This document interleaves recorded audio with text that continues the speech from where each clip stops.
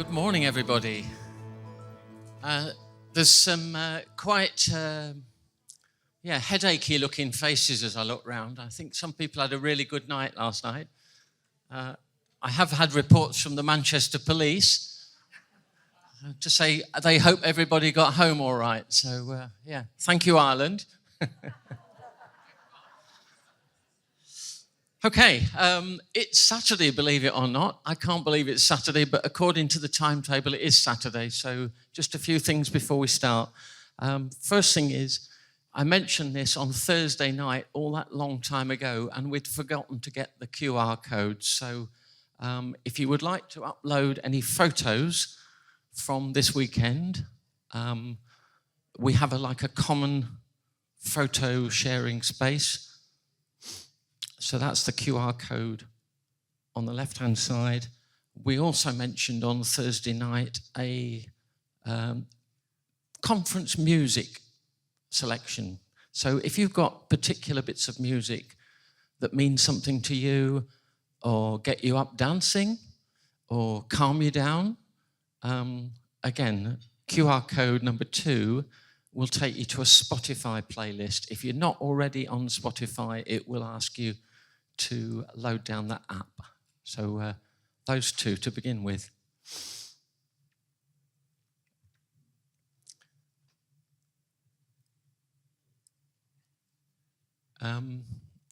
One thing we haven't pushed but has been outside all conference is something called the Qualify Study. Qualify Study is a way of gathering information so we can get true patient-reported outcomes, particularly for cystinosis. Many of the forms that are currently used are much too general and don't apply really to cystinosis, don't pick out exactly what cystinosis patients, carers actually are going through. So this is an aim to get a study that will actually capture that information. So again, we've said death by QR codes. This could be the QR code conference, but if you'd like to take that, there is information. I don't know if it's still out there that Katerina left. Denise is. Yeah. Okay. And I need to go backwards. Just a few reminders. We are having a photo this morning at 10:25. We did ask people to come with a blue top. If you've suddenly panicked and said, I haven't got my blue top, if during the morning session you dash out and dash back in again to get your blue top, that's fine. I can see a lot of blue tops already around the place. So we will be gathering in front of the stage for that, but we'll try and manage that when it happens. There is a second questionnaire, which is here, which says, we need your voice. And this is looking at, again, experience of people who've used both immediate release and delayed release cysteamine, or either, just to capture that, what are the problems of managing that treatment. So again, this leaflet is outside the questionnaire. It, again, is a QR code that links to the questionnaire. So, if you haven't filled it in, take one of the leaflets away and go online and fill it in. That would be really useful for us. Another reminder, if anybody forgot to pay the registration fee, there is a link. It's on our website, on the CNE website. So if you did forget to pay, it's on there. I think Denise is doing a bit of chasing later, but if you've just genuinely forgotten, that's the way to pay. And finally, this is just for those who are going to the football museum trip. If you can meet outside childcare at 1:45, collect your children if you're taking them out of childcare. I think is Aidan around? Where's Aidan? Yeah, Aidan has volunteered to lead that session, so just to gather people together. And Aidan's actually got the entrance code, so you won't get in without him. So, thanks very much, Aidan. So, it's now my great pleasure, I think, continue the morning and invite Dr. Julian Midgley onto stage to continue the better treatments.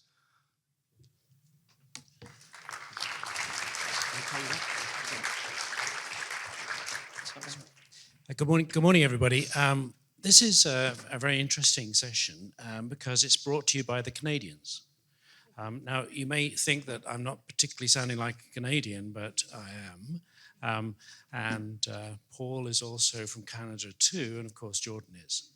So I'm very pleased. And just a little bit of background for those who don't know me. I'm a pediatric nephrologist who works in Calgary, Canada. I've been there for 30 years this week. And I was introduced to a cystinosis patient as soon as I arrived because they were being looked after by a gastroenterologist because there was no pediatric nephrologist in Calgary at that time.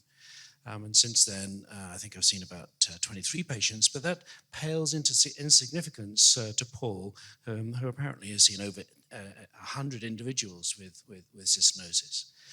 So without further ado, I'd like to invite Paul to come and talk about stem cell transplant. And when I first heard about this, I thought, this isn't going to work. How does making a few cells in your bone marrow improve things for the whole of the body? So Paul's going to explain exactly why it does work. So Paul reminded me at this meeting that he was actually a family doctor to begin with.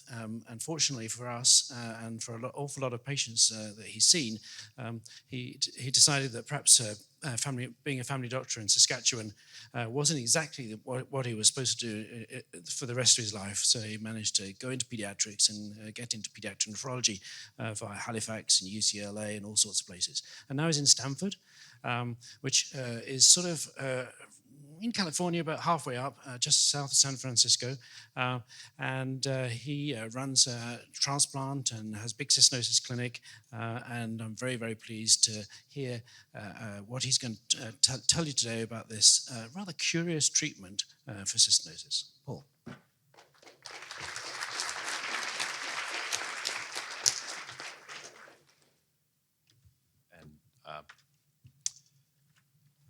My presentation, can I use this? Yeah. Maybe. So my presentation is really just an introduction because the main event is the person is coming after me who will really tell you what it's like. Let's see if the slides work. They do. So, and since this is an educational thing, if you have questions, yell them out during the presentation or talk to me at the end or ask questions at the end. All right. So this does seem like it's the wrong order of slides. Okay, well, I'll go with it. So when we hear about stem cell transplants,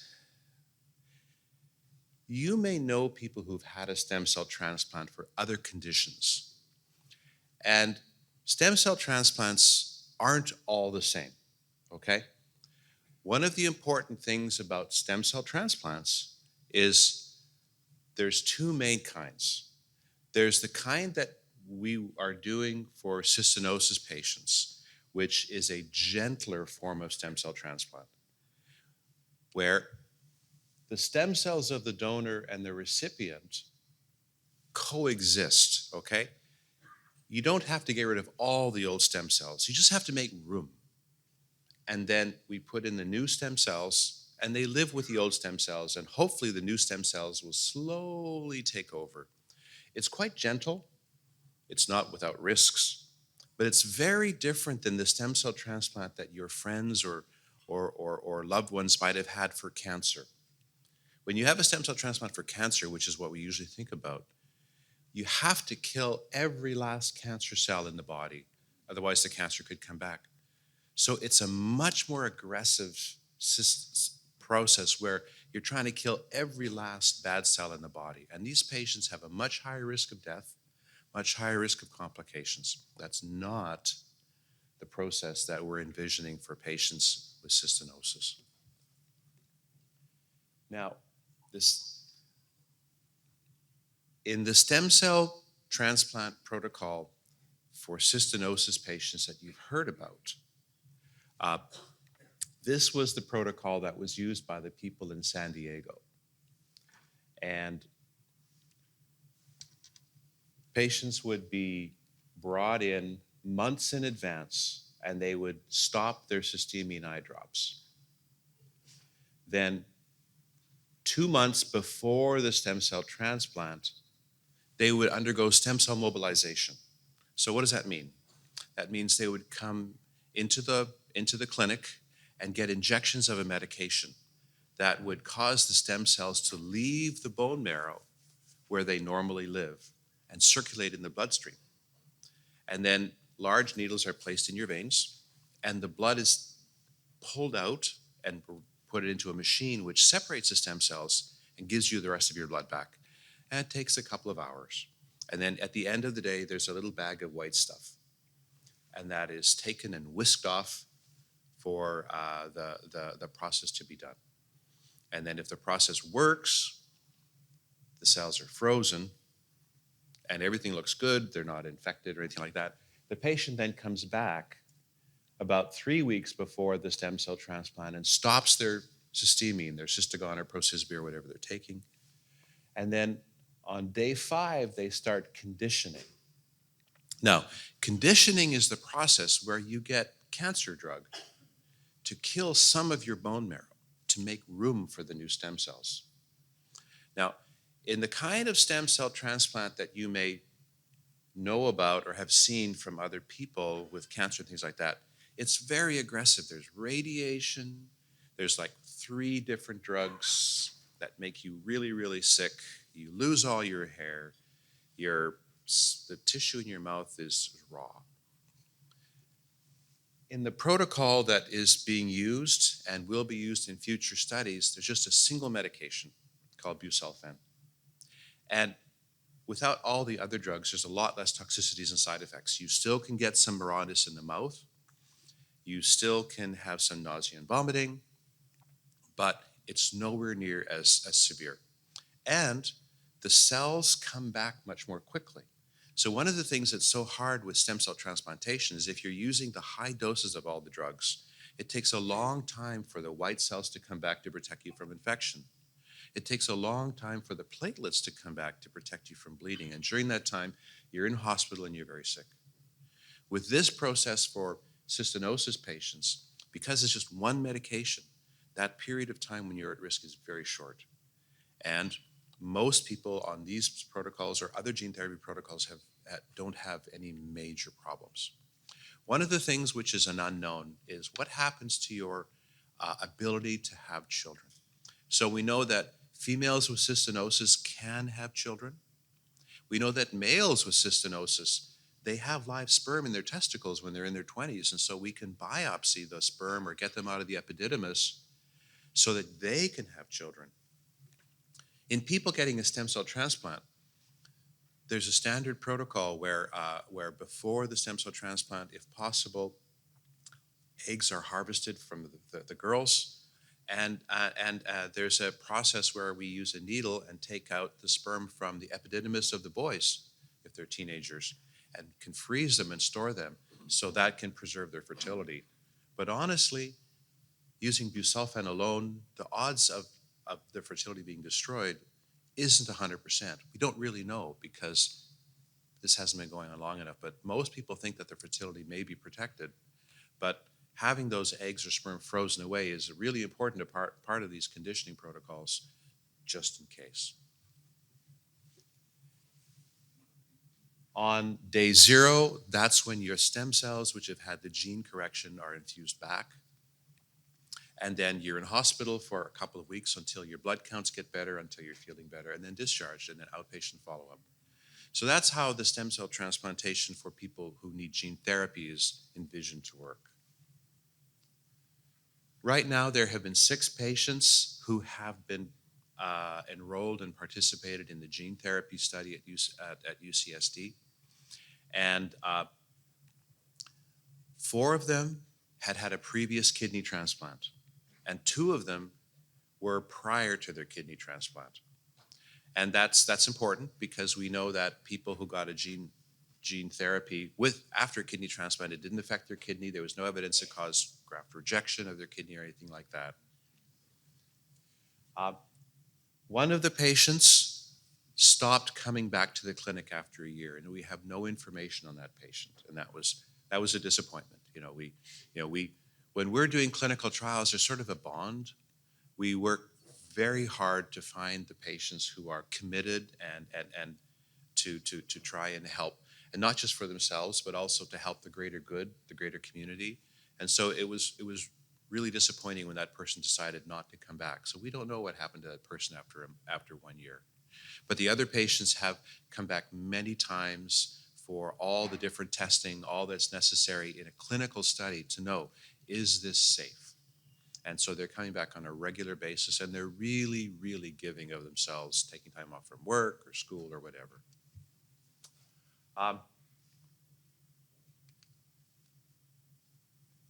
The next phase, well, before we get into that, I just want to see if I've got, the next phase is to talk a little bit more about who could benefit from the stem cell transplant, and then I'll go back to that slide.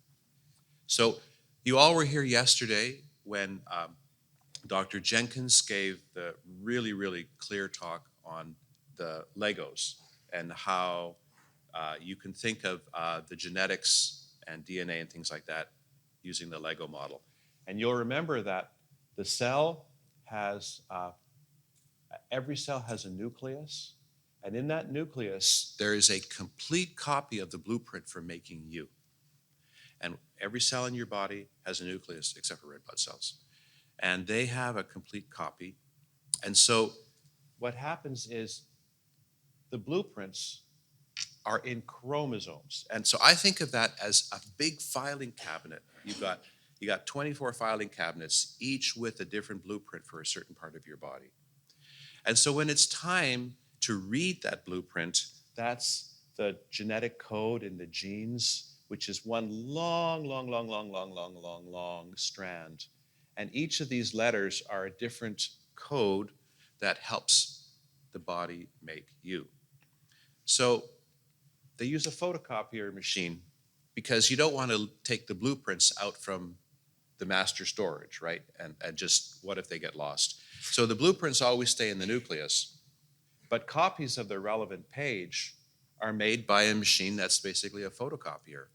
And then those copies are sent out into the cell where the workers read the copies, the RNA, to make proteins. And that's how the cells work. So when you have a genetic disease like cystinosis, you have, let's just say the red is the cystinosis. So you have one parent who's a carrier with one normal copy and one cystinosis copy, and the other parent is a carrier. And so when you look at your kids, one kid, 1 in 4, will have no cystinosis copies. 2 will be carriers, just like the parents, 1 copy, and one child will be affected. They will, just by random chance, get both affected copies of the gene. All cystinosis is not the same. This is a cartoon of the actual cystinosis protein, the cystinosin protein, and it sits in a membrane of a structure called a lysosome. And so all these beads are individual amino acids in that protein. And every colored bead has been identified as an abnormality that can cause cystinosis. Now, many people, especially from Northern Europe and Ireland, they have a big deletion where a huge chunk of this is actually missing. But many other patients with cystinosis might have just a single bead, which is abnormal, which causes the disease. And this is important because it's really important not to compare your cystinosis child or you as a cystinosis person with the next one. Because you might think, oh, I'm sicker than they are. I must not be as good. I must not be taking my medicines good. A lot of that variability is what is your genetic makeup. So many people think that they're to blame if they're not doing as well as other people, and that's not necessarily true. I think that's a really important message. Okay. Now, There was a stem cell transplant done many years ago in Europe in a patient who couldn't tolerate cysteine depleting therapy. And that stem cell transplant was done using the very high risk protocols because they had to be done that way at the time. And what they did show was the cysteine crystals did disappear. So this is a picture of this, a stomach biopsy before the transplant showing the cysteine crystals. All these things are the little cysteine crystals in the tissue in that person's stomach. At about a year and a half after the transplant, the stomach biopsy just didn't show any crystals at all. So we knew that the stem cell transplant could work. The patient didn't survive. Again, this was a very high risk protocol. That was sort of what we would call in the United States a Hail Mary.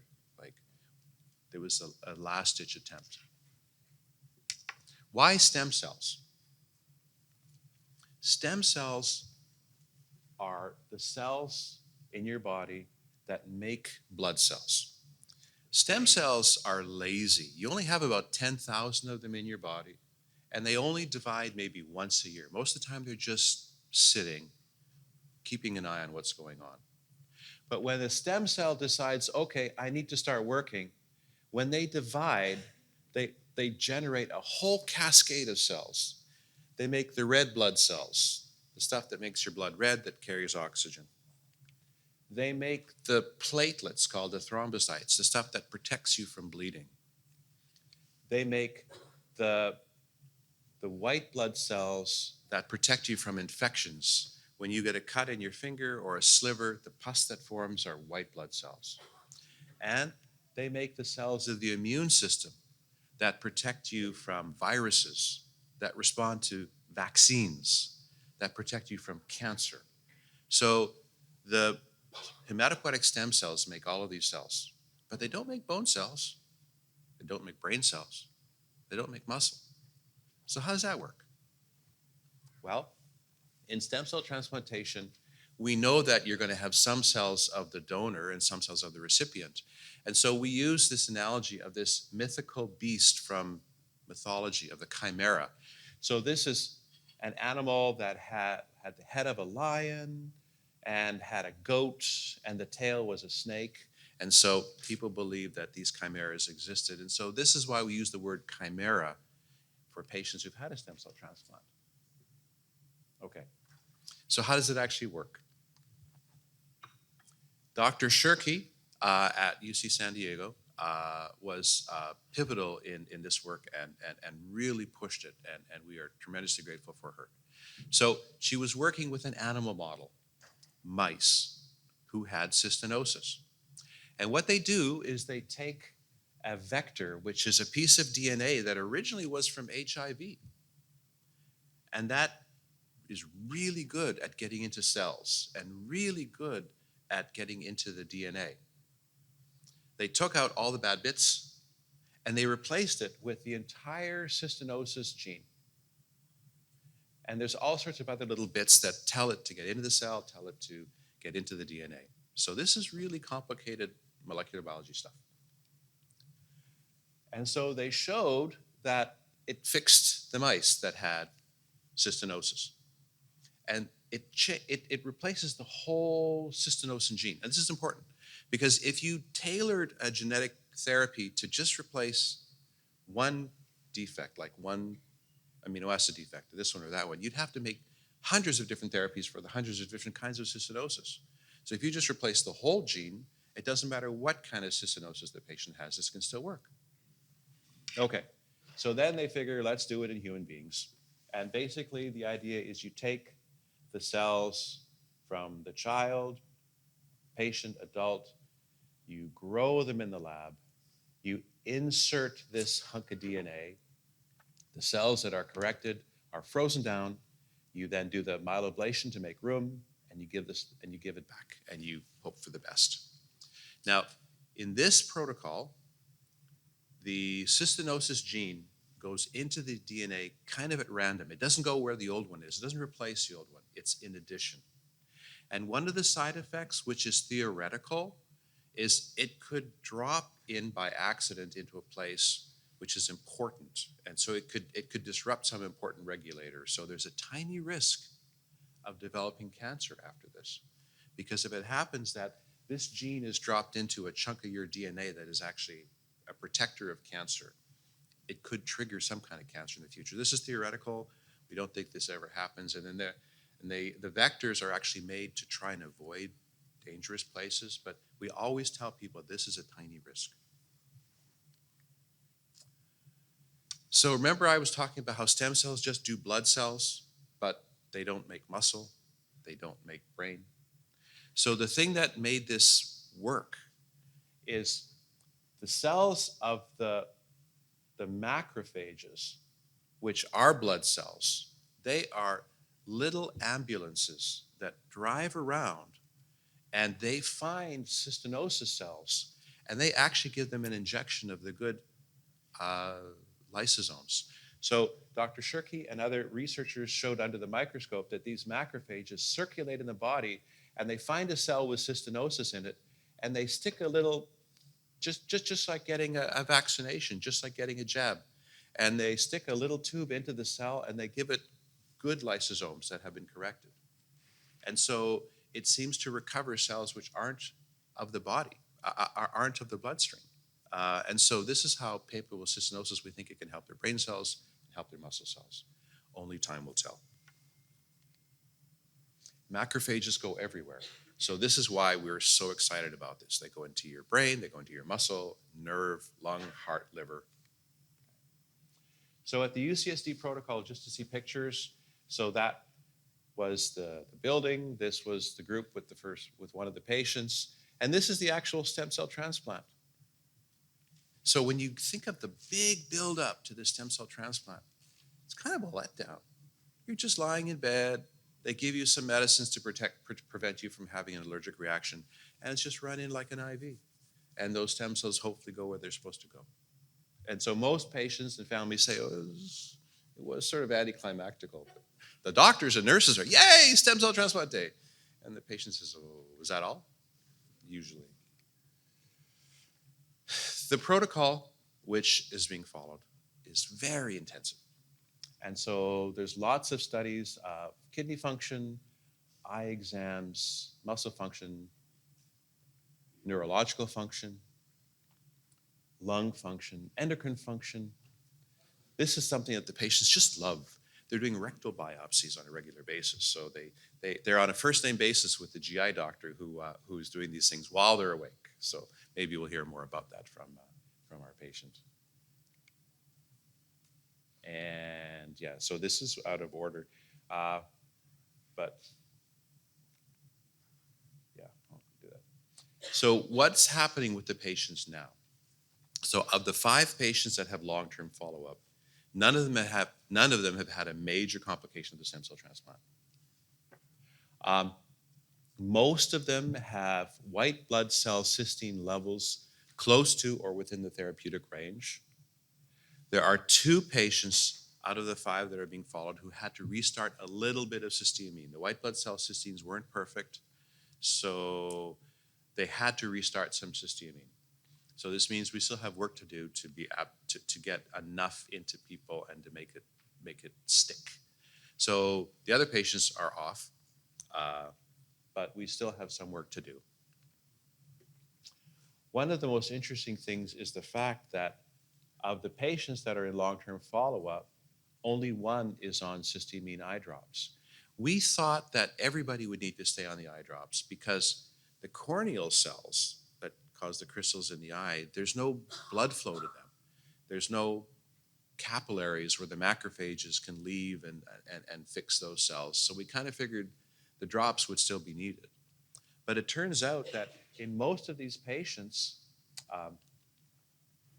the crystals actually are going away even without the drops. And this is a microscopic picture of crystals. Normally, this should just be a black screen. This is a special microscope.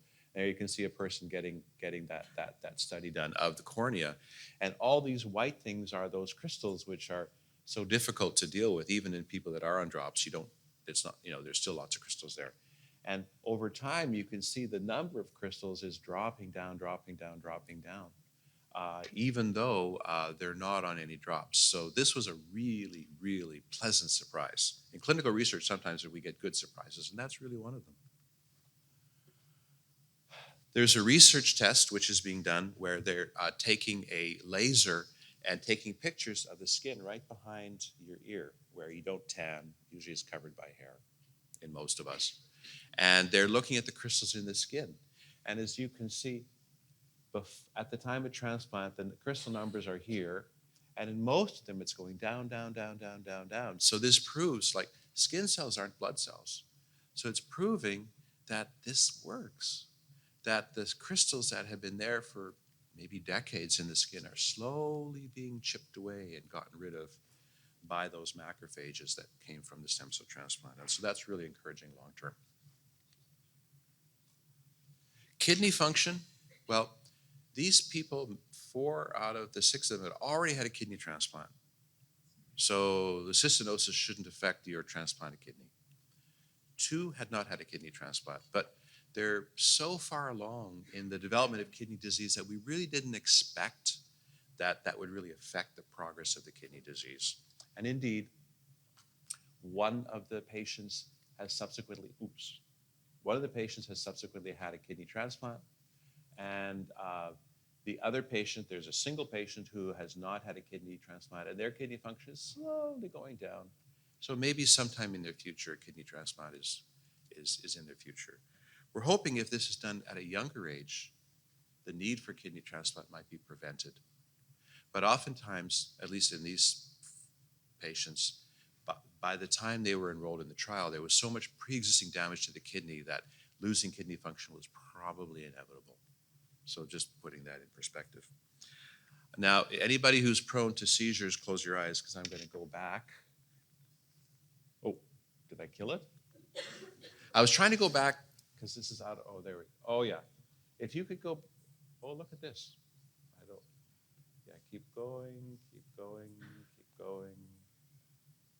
Stop. Next clinical trial, that one, please. Yes. So, where are we now?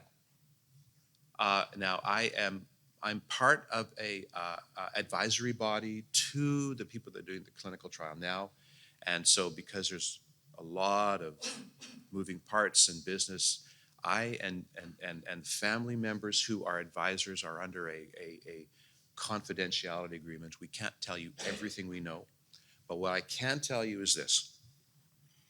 UCSD wasn't in a position to actually bring this to a clinical trial that would get it approved by the Food and Drug Administration in the United States or the European regulatory bodies. So they sold the intellectual property to a genetic therapies company called AvroBio. So AvroBio is a company that was quite small. They had some interesting technology, and they had one other gene therapy product in addition to the cystinosis. Well, that one gene therapy product failed, and their stock tanked, and they lost all their funding. So what was going to happen to cystinosis? Because we were really worried that this was maybe the end for a while.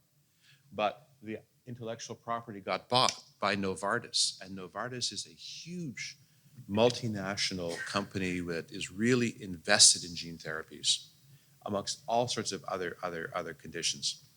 And they have put together a large team, which is really, really committed.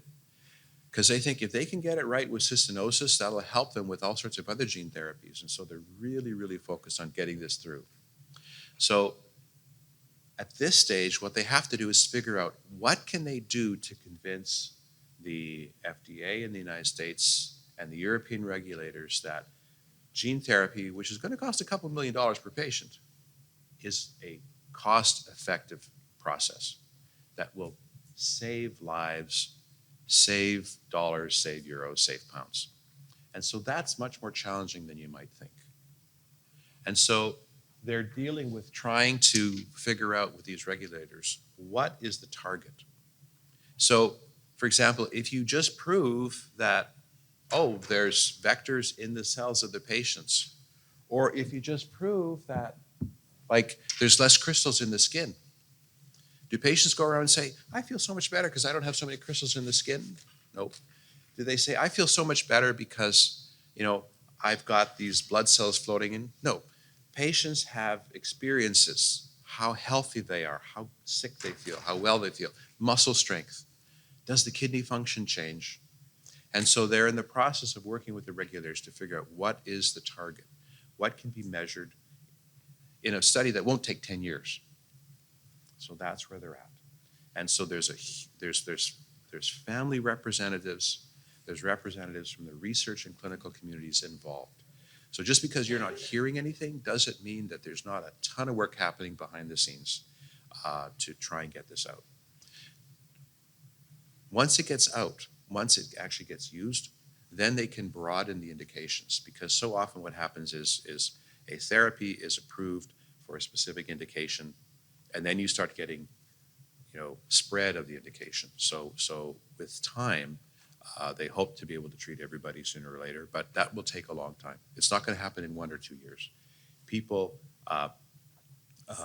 this is probably like a 5-year process, but we just have to hope for the best and hope that nothing interferes with it.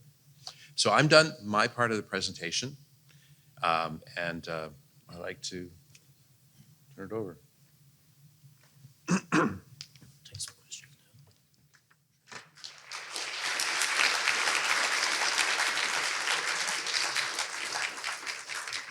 So I wish I'd known a bit of that when I first heard about stem cell transplant, because apparently it should work, and we're going to hear very soon that it is working, at least from Jordan's perspective. But any questions for Paul before we move on to Jordan? Yep. Microphone is coming to you. Microphone's coming to you. There you go. Thank you for your talk. That was really interesting. I just wanted to know how the macrophages specifically, like how do they enter the cells? Because obviously there will be less macrophages than there are cells in the body. So how do they actually transfer the gene? If it's the gene that they transfer or the protein, I'm not sure. So first question is, do they transfer the protein, the functional protein, or the modified gene? And the second is, how? Are there like specific receptors for each cell? Sure. So macrophages, in biology class, you probably may have remembered amoebas. They're single-celled animals that sort of move all over the place by sort of swimming or things like that.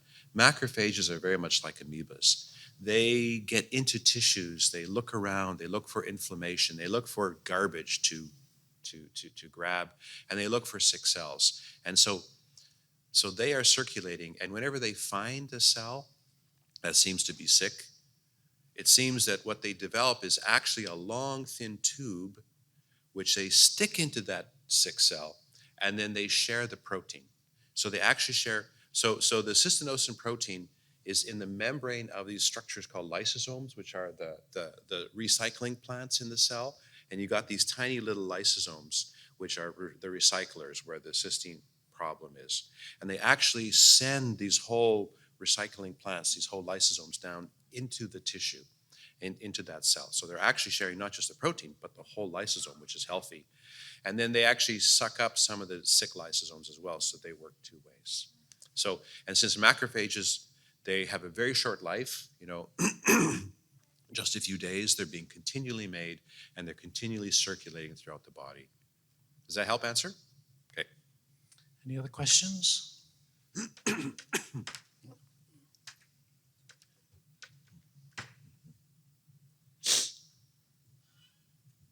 Hello, thank you. Firstly, can I say this is hugely exciting news for someone who's been going to these conferences for a while. I wondered if you had, sorry, apologies if I missed this, but you had a rough sort of time span, as I understand this is mainly in America at the moment, of when perhaps this might be rolled out further, and also how long for the patient would the treatment take, because I understand it could be quite harsh on the body while they're going through the process of the treatment.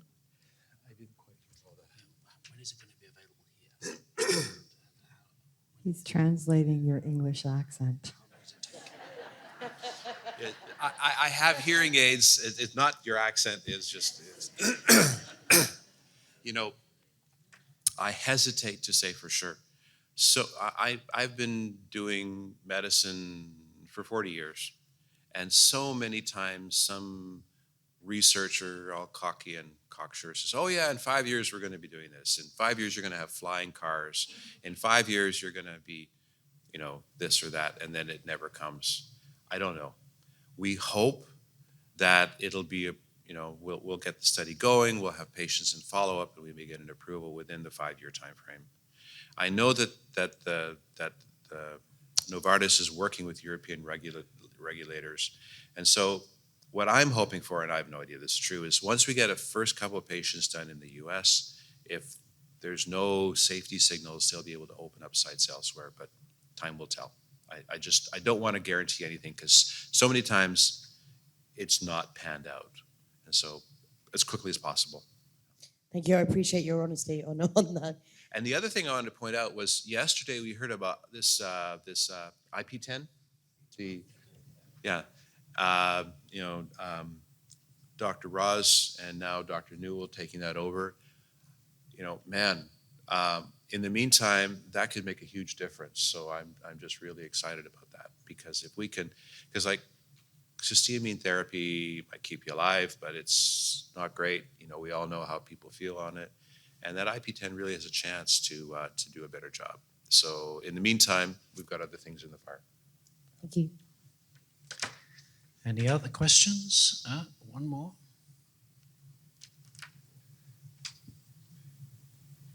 I'm sorry, my English is not so very good, but I try to. We are from Holland. Yes. And we're just a tiny country. Do we ever make a chance that our children will get the benefits of all that you're trying to do? So this is a question which in the U.S. would say is way above my pay grade. I'm just a lowly clinician. The head office of Novartis is in Basel in Switzerland, which is also not a very big country, and it's actually quite close to Holland. So I think they're at least in the backyard. But with time, hopefully, all of the European Union and countries will benefit. But okay. Another question over there. Yes, thank you very much for your interesting talk. What I would like to better understand is the mechanism of actions for the crystal depletion in the eyes. Because you said there's no blood circulation and the tunneling nanotubes don't work for the eyes. So is it understood why the crystals in the eyes reduce? So the likely explanation is there are some macrophages that get into the tears, and perhaps somehow they find their way into the cornea enough to help those corneal cells. We know there are macrophages in all the secretions of the body, in saliva, in the fluid in your peritoneum. We never thought there'd be enough, but maybe they're just really little active creatures and they're doing a good job. That's my best guess, but we don't have good data yet. Okay. Okay, so thank you very much indeed, Paul, for an explanation of how it works. Now we're going to hear from someone who knows it works.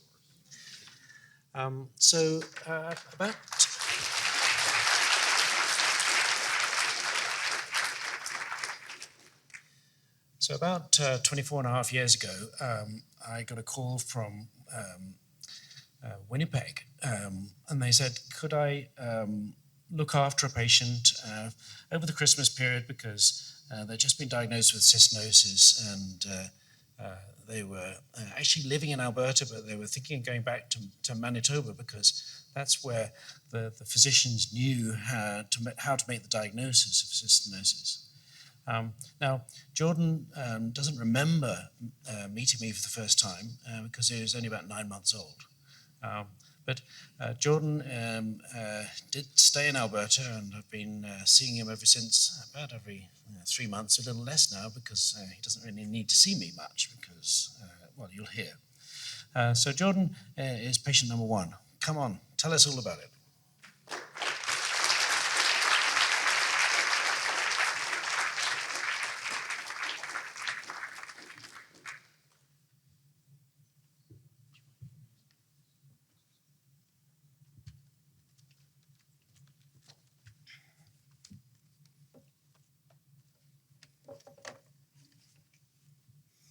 All right, I just gotta figure out how to use this thing first. Okay. So, hello UK and everyone that has joined from around the world. My name is Jordan Yance, and I'm going to talk to you about my life starting from the beginning. Everyone in this room has dealt with different side effects and ups and downs in their life. This is my experience with the lovely disease we all call cystinosis. I was diagnosed at the age of 8 months old and had a G-tube shortly after. The younger years of my life were tough, with the rickets, vomiting up to 12 times a day, and medication regimen, the typical cystinosis stuff. As I got older, I learned what worked for me and what didn't. I tried eating different foods and drinks to help me not be so nauseous in the morning. In some cases, the nausea would carry on into school. Kids in school didn't understand that I just took 27 pills before showing up for school. Along with the nausea came the smell of my pills. I got the bugging in the comments about my breath, bugging and comments about my breath at school. At the time, I was mad, upset, would come home crying most days, but now that I'm older and looking back, those people in school meant nothing to me. I keep in contact with about 4 or 5 of them now, and the other people I haven't seen since I graduated. For all the younger people dealing with that right now, just know that it gets better, and don't stop taking your pills because you are embarrassed. When I was 11 years old, I started a trial in Chicago, USA. The trial was for the RP-103 pills, otherwise known as Procispi. My first year of the trial, I flew to Chicago over 50 times and did most of my grade 5 on the airplane. But in all honesty, it was my mom that did my grade 5 on the airplane while I slept. While I was in Chicago, I got to meet some incredible people. Every time I went to Chicago, I stayed at the same hotel, so everyone was starting to become my second family, and it was starting to feel like my home.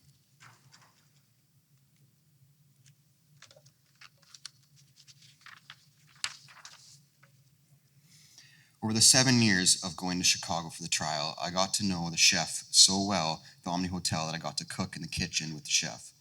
This was also a 5-star restaurant, so I couldn't mess up. I got to serve and cook an amazing meal for my family every time we flew there. I got to know the staff of the hotel so much that they let me help them serve at the Chicago Car Show. This was one of the coolest events ever because I got to see all the cars that I will never be able to afford.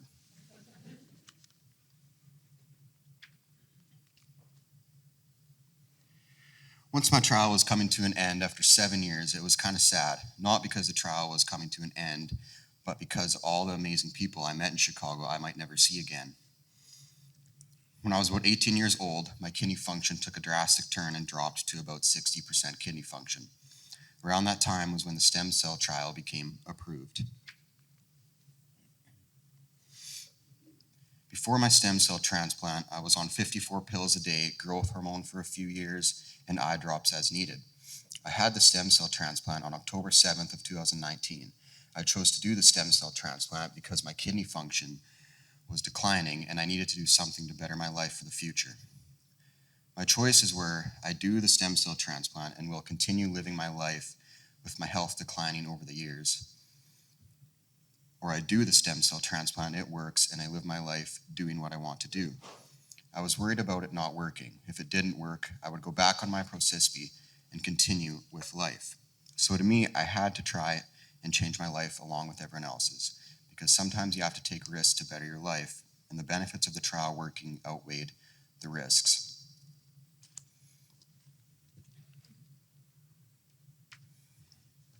Leading up to the trial, I was very scared. I didn't know what was going to happen.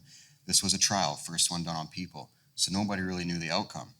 Most of the time during the trial, I kept to myself. I'm not someone to complain or speak about my feelings, but while the whole trial was going on, I was terrified, and I know this is hard to say, but I was worried about dying. To be honest, I still am worried. Every time I get cysteine test, I'm anxious to get the results to see if it's still working or not. I also just want to mention that there was a comment earlier about, I forget what country it was, but the stem cell transplant going to all the countries in the smaller country. This actually, at the start of the trial, it wasn't even open to Canadians, but I think my mom annoyed the heck out of them that I got in. And she was actually the very first caller, and I was the very first person on the list. And from my understanding now, I think I was the only Canadian, and after they did the stem cell transplant on me, they wanted to choose US because they spent so much money with flights on me, from what my understanding.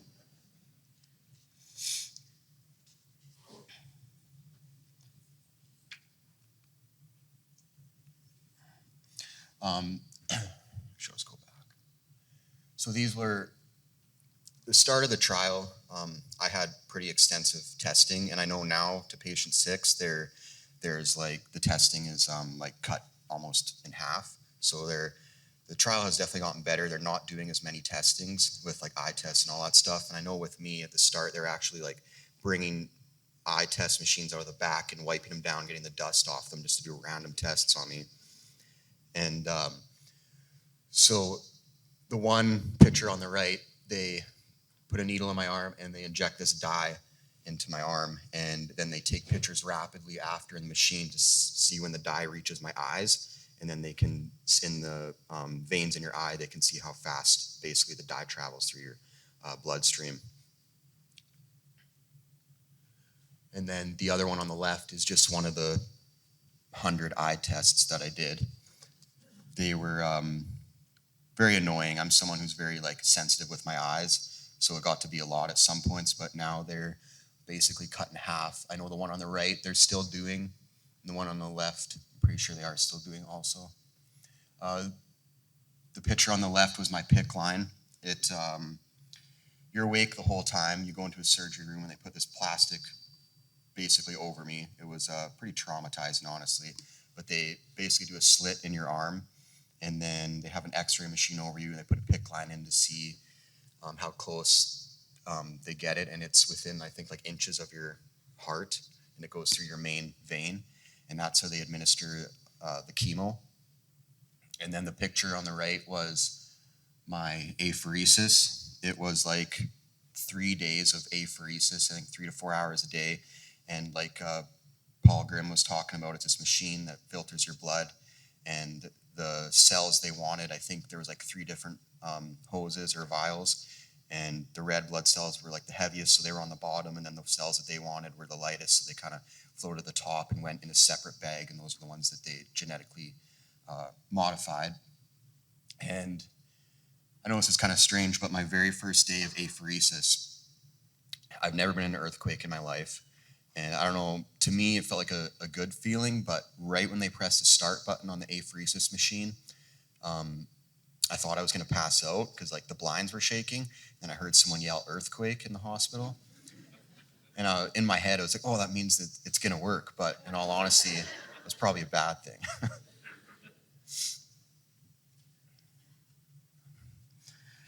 So physically before the trial, I felt okay. I had no complaints and just knew life is my normal, which, excuse my language, but was feeling shitty.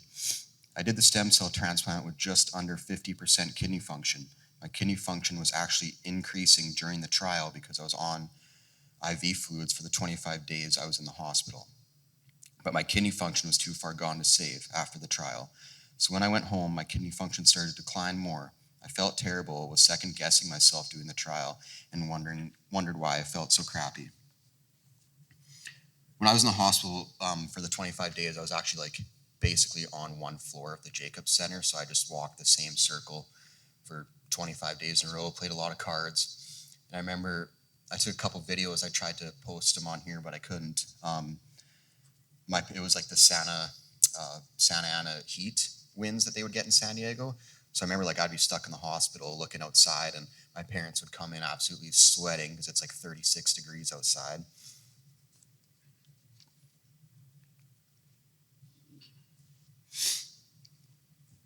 After I had the stem cell transplant, my pills were cut in half. I stopped the eye drops and Procyspi, and I remain off Procyspi to this day. I am going to go back on eye drops when I get home after this trip, but not because my crystal count is increasing. It is because I want to try and get rid of them completely to see if they come back. The top left picture was that's literally the stem cells. It just looks like a water in that syringe, and yeah, it takes about 25 minutes to put one syringe through the IV into your body because the cells are so delicate that they can't push it in fast or else they'll damage them, from what I understand. And then the bottom left is how the cells got delivered. They like opened up the hatch of that blue container and like this white smoke fog came out. It was like the coolest thing ever. And then after my stem cell transplant, the nurses there gave me a happy birthday shirt. So now I get like 2 birthdays a year and 2 presents. So that's kind of a perk, I guess. And I wasn't going to talk about the biopsies, but Paul mentioned the rectal biopsies, so I guess I got to talk about it now. There's 2 different types of biopsies. There's one behind the ear and then the rectal biopsies, and they only did them for the first 2 years. So I went every 6 months, and I think they did them like 4 times. 4 behind, 2 behind one ear, 2 behind the other, and then the rectal biopsies twice. They, after a certain amount of time, they don't do them anymore, thank goodness, because it was just the most awkward thing ever. I was doing it in a children's hospital, so some of the nurses, I think I was an adult in there, and they were doing it in the children's hospitals, and some of the nurses were like holding my hand, and then there was like a 40-inch TV video while they're doing it, like, do you want to watch? I'm like, no, I do not want to watch. Like, don't even know why they'd ask me that. After I had the stem cell, exactly this week, 2 years ago, my brother Nathan gave me the gift of a healthier life by giving me one of his kidneys. To be honest, I was very scared going into the kidney transplant. I was worried and still am about rejection and all the other side effects that my doctors had to tell me about. But now that I've gotten a new kidney, I feel amazing. I haven't had this kind of kidney function since I was 10. I'm not on sodium or K-Phos anymore. The only medication I am on are my anti-rejection medication for my kidneys and some vitamin D. I now take 22 pills a day and going down. They are way easier to take because of how small they are.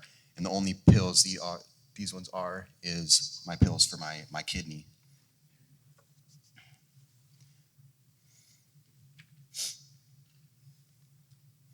So this is my brother Nathan. This is kind of a funny story. So he's 30 now, but when he gave me his kidney, he was 28.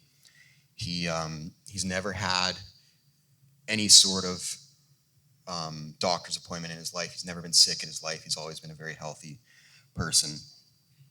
And so we get into the hospital, and he's told that he has to do an enema to get cleared up before the surgery. And I've had to do them lots in my life. Yeah, they're awkward, but whatever, it is what it is.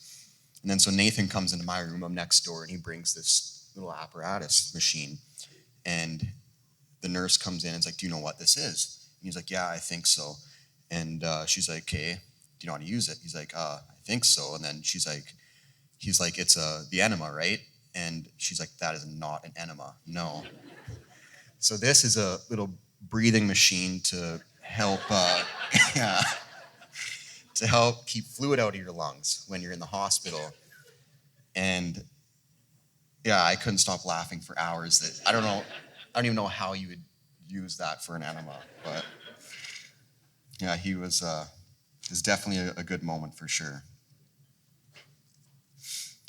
Just want to say, if there's anything I can say to the younger, cystinosis kids, it would be to stay compliant with everything. Take your pills on time and drink lots of water. Doesn't mean you can't go out and have fun with friends. Just take your medication with you. Don't be afraid to pack your pills if you go somewhere. If someone says something about the way your breath smells, then they don't deserve to be your friend. And when you get older, don't be afraid to tell your employer about your medication you have to take. But you better tell them after you get hired. Because a few pills a day every 12 or 6 hours is better than going to emerge. So the top picture was me in the hospital with my dad, and we're just hanging out trying to figure out what to do today. And that was actually the first time I met Stephanie in, I think it was 2016 or 2017. And then the top right picture was my grad before the stem cell transplant. And then the top left was me last year. And that's just my brother's wife and my niece. Top left was when I was in San Diego. I finally was allowed out of the hospital, and my sister and I went to the beach. In the top right was me gaming, and my sister coming to hang out with me. So I lived in San Diego for 4 months during the trial. I was in the hospital for about a month, and then I was in the hotel for the other 3 months. And now the last patient that they do, it gets better every time. And I think the last patient was only there for like a month, and then he was allowed to go home.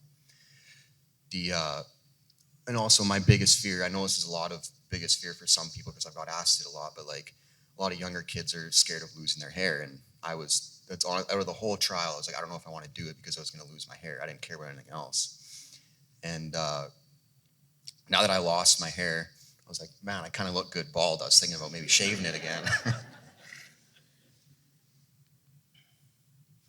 And this is the family and my grandma on the right. And this is my friend group that I still keep in touch with.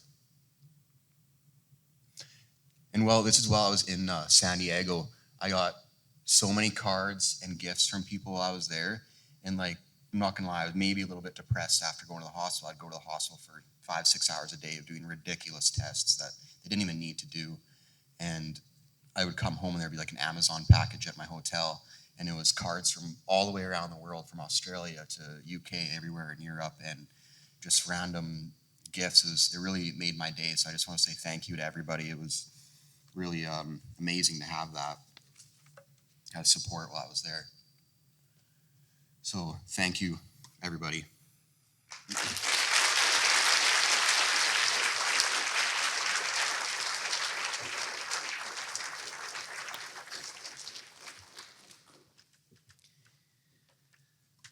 So an amazing story, because being first to do something is always a little bit scary.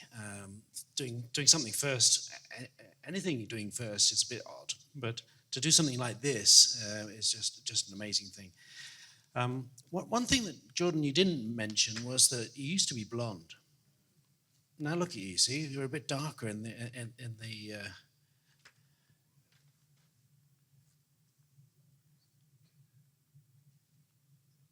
Yeah, the top right picture was before the stem cell transplant. I'm in the middle with my 2 siblings. And then the one with Stephanie was 2017. And yeah, I was very like bleach blonde almost. So this is the power of the macrophages. The macrophages go everywhere. They go to the eyes. They go to the hair follicles, cells of the hair follicles, and change them as well. There are lots of things that weren't particularly anticipated. And really, Jordan was being experimented on because nobody really knew exactly what was going to happen. And there were all sorts of these, strange things which you were the pioneer of. So let's go to questions. Anybody got some questions for Jordan?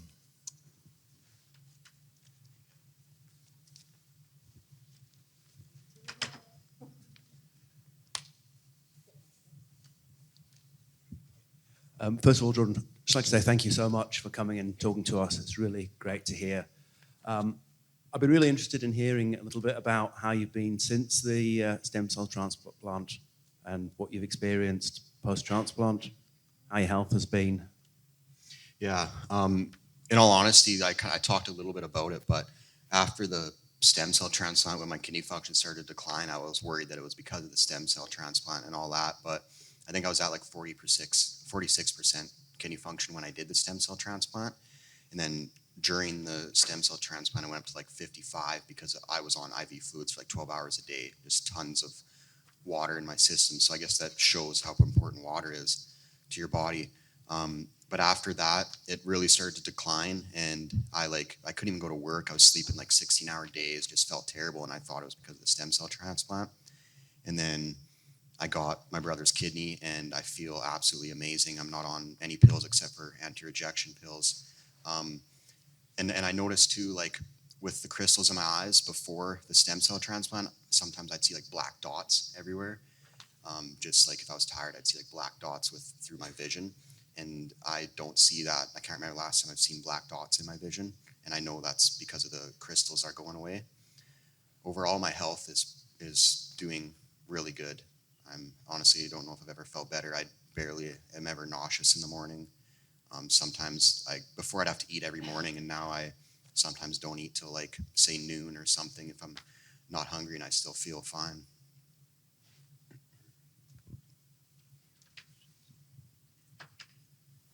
Thank you so much, Jordan, for sharing your story with us. It's really important for all the patients here. You talked a lot about your medical tests, but did you also receive mental support in those days and nowadays? Because I think the change of your future perspective means a lot to you. Yeah, there was medical or there was support for your mental health while I was in the hospital in San Diego. I never used it. I'm not someone who likes to talk about my feelings, I guess, and stuff. Uh, it did change. My thought on life did change after the stem cell transplant, especially after the kidney transplant when I really started feeling good. It was weird. I didn't know how to look at life. It always felt like I was forgetting something in the morning, like I was forgetting pills or something to do. And even now, it still feels like that. And it's definitely a change on life after the transplant and a different outlook on life for sure. And I think maybe some people definitely would go for the mental health help or something like that to discuss with somebody. But to me, I never did.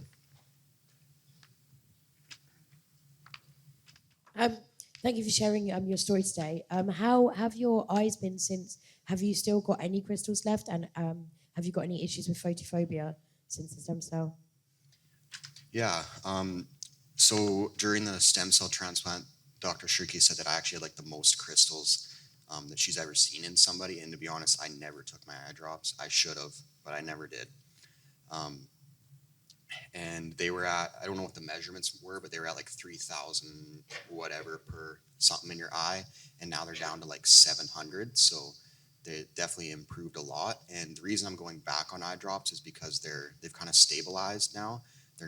They are going down, but not very fast. So I kind of want to go on eye drops to get rid of them and then get eye tests again to see if they come back. But overall, my vision I'd say for sure has improved. Hi, Jordan. Thank you very much for that really inspirational story, and it's a pleasure for us to have you here today. One question I've got: we've got kids, and we've noticed with their muscles, they're very weak and a lot of muscle wastage and so forth. Looking at you from here, looks like you've got fairly good muscles and so forth. So, can you tell us a little about how your muscles were before and after the transplant? Or what have you done? Have you been working out? Yeah. So before the transplant, I always like worked out, not regularly, but I always tried to keep fit and keep my muscle mass up, I guess. And then during the stem cell transplant, I lost it all. Like I lost from the chemo, I lost like 20 pounds, and like I couldn't eat. I think there was like 2 weeks where I couldn't even eat porridge. The sores were so bad in my mouth from the chemo. And when I went home, I did also had a very physical job, so I was always lifting heavy stuff. And then when I went home, I got back into working out. And in all honesty, I was only working out like say 3 days a week, something like that, just to keep your muscles working and keep them kind of so they didn't deteriorate. I do notice now, like with certain things, I don't have, like before I had maybe a little bit of muscle pain when I was working out, and now I notice maybe there's not really muscle pain at all.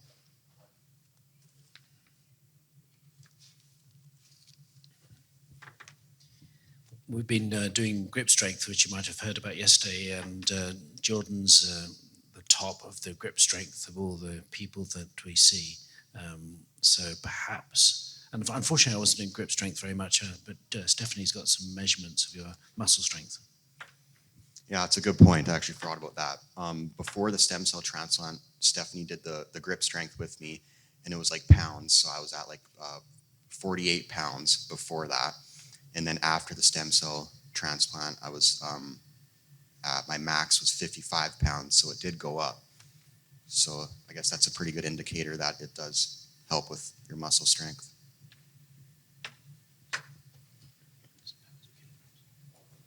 Kilograms, sorry. Yes. That's better.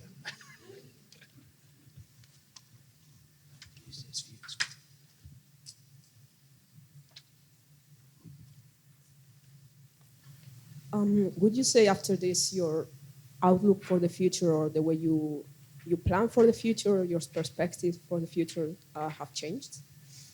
Yeah, my perspective for the future definitely changed. So I was doing like a very physical job after, and I went to school actually for butchery and charcuterie, and I was trying to maybe open my own business in the future. And after working for people that have those businesses, I realized like they have no life. They're working 16-hour days and they're just completely bagged at the end of the day. And I remember my one boss, he actually didn't even know his own kid's birthday, which I thought was very sad. So then I switched careers, and 2 months ago I moved to, it's by Banff in Alberta. And I'm actually just lifeguarding and teaching lessons, and I'm done at 5 every day, and I go to the gym after, and I just overall have a better quality of life. And to me, I think it's better mental health for me also, because then I'm not thinking about what, the stem cell transplant and all that other stuff. So it definitely clears my head, and it's good to me have a life to work ratio.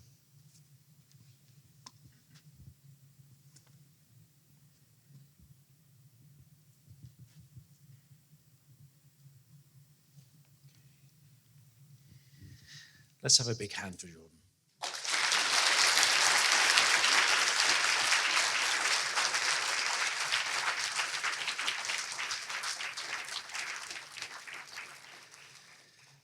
Just as a sort of end note, as a parent with cystinosis, I mean, I don't know because I'm not a parent of a child with cystinosis, but I've met many, many parents, and it's a difficult thing being a parent of a child who's unwell. And I have to hand it to Jordan's mother and parents, because she was the person that was very relentless. She's been relentless with me. She's been relentless with Dr. Cherky and her team.